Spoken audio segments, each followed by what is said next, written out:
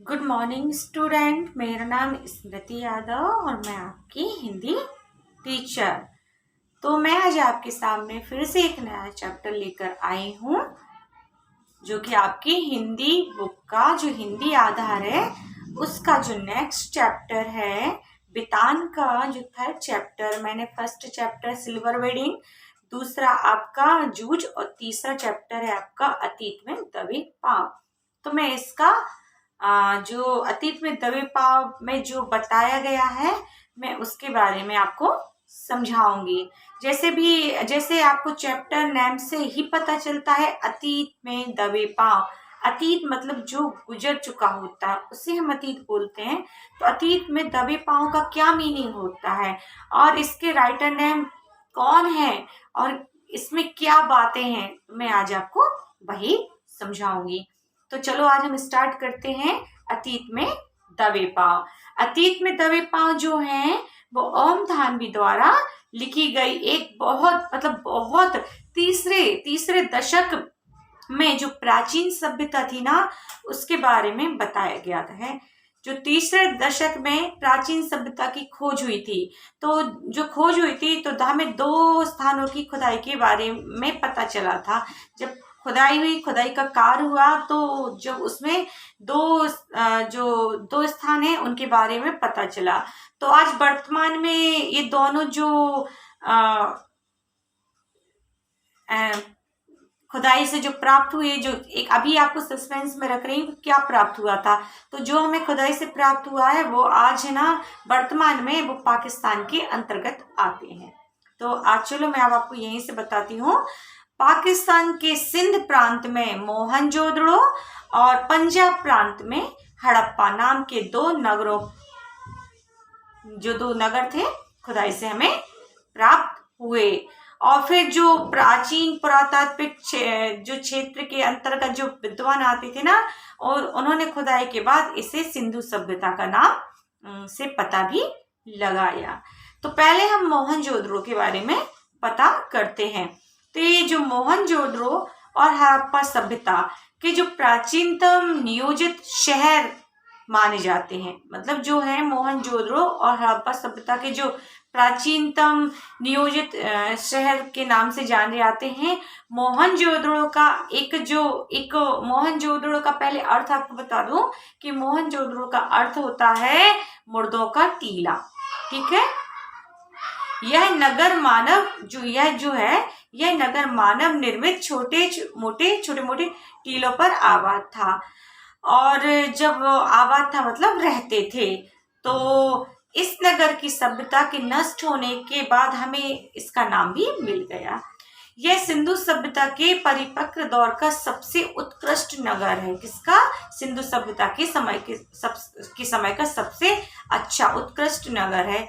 खुदाई के बाद इस नगर में बड़ी तादाद में क्या क्या मिली पता? बहुत बड़ी तादाद मतलब मात्रा में क्या क्या मिली? इमारतें मिली, सड़कें मिली, धातु पत्थर की मूर्तियां मिली, चाक से बने बहुत सारे चित्र मिले, मोहरे मिले, साजो सामान मिला, खिलौने आदि बहुत सारी चीजें मिली। तो मोहनजोदड़ो अपने दौर में सभ्यता का केंद्र भी माना जाता था। यह इस क्षेत्र की राजधानी भी था। यह शहर 200 हेक्टेयर में फैला हुआ था। 5000 वर्ष पूर्व यह एक महानगर के अंतर्गत भी आता था। कितने साल? 5000 साल पहले की बात है। इस नगर से सैकड़ों मील दूर एक हड़प्पा नामक नगर था, जिसके साक्ष्य रेल लाइन बिछने के समय नष्ट हो गए। मतलब जो हड़प्पा नगर था इसका साक्ष्य मिट गया है, सबूत मिट गए हैं, क्योंकि अब रेल भी लाइन है ना जो बिछ गई है, इसके कारण से इसके साक्ष्य मिट गए हैं। इसके बाद हम इसकी नगर रचना के बारे में पता करें कि आखिर नगर रचना थी कैसे। तो यह नगर मैदान में नहीं है, आप तो टीलों पर बसा है। टीले जानते हो, रेत की ऊंचाई को हम टीले बसा है। ये टीले प्राकृतिक भी नहीं बल्कि मानव निर्मित होते हैं, मतलब कृत्रिम होते हैं। इनमें कच्ची पक्की ईंटों से धरती की सतह को ऊंचा उठाया जाता है। यह कार्य सिंधु के पानी के बचाव के लिए किया गया था, क्योंकि ये सिंधु घाटी सिंधु नदी के पास है। यह नगर भले ही आज खंडरों में बदल गया है, किंतु इसके स्वरूप का अनुमान आसानी से लगाया जा सकता है कि इसकी गलियां, सड़कें, कमरे, रसोई, खिड़की, चबूतरे, आंगन, सीढ़ियां आदि इस नगर के सुंदर नियोजन की कहानी स्वयं ही कहते हैं।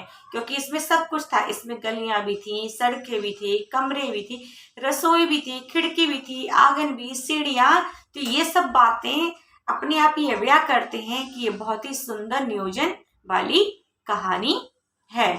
तो मोहनजोदड़ो हमने बताया कि ये जो खुदाई से प्राप्त हुआ है, इसमें बहुत बहुत अच्छी अच्छी बातों के बारे में बताया गया है। यहाँ पर सड़कें जो होती थी ना, वो बिल्कुल सीधी होती थी या फिर आड़ी होती थी। आज के वास्तुकार इसे नहीं बता सकते कि कैसे, लेकिन या तो सीधी होती थी या फिर आड़ी होती थी। और क्या होता था, और इसके सिरे पर बने बौद्ध स्तूप के पीछे गढ़ और ठीक सामने उच्च वर्ग की एक बस्ती थी। इसके पीछे 5 किलोमीटर दूर एक नदी बहती थी जिसका नाम है सिंधु नदी। तो आपको इतना पता चल गया कि मोहनजोदड़ो में क्या क्या थी, सड़कें से लेकर सब कुछ था, बढ़िया अच्छा मैदान नहीं था, और ये सिंधु नदी के कम से कम 5 किलोमीटर दूरी पर स्थित था। तो अभी आपको सिर्फ मोहनजोदड़ो के बारे में इतना ही बताऊंगी, क्योंकि थोड़ा सा टफ चैप्टर है, इसको समझने में थोड़ी सी प्रॉब्लम आएगी। बल्कि ये तो हिस्ट्री का चैप्टर है, हिस्ट्री में मोहनजोदड़ो के बारे में बहुत अच्छे तरीके से बताया गया है। लेकिन कोई बात नहीं, ये जो हमारे हिंदी में आया है तो हम इसको पढ़ाएंगे। इसके बाद मैं आपको पूरा बताऊंगी कि मोहनजोदड़ो में और क्या सारी सुविधाएं थी, इसलिए वो अलग माना जाता था। तो आज के लिए इतना ही, आपके लिए थैंक यू।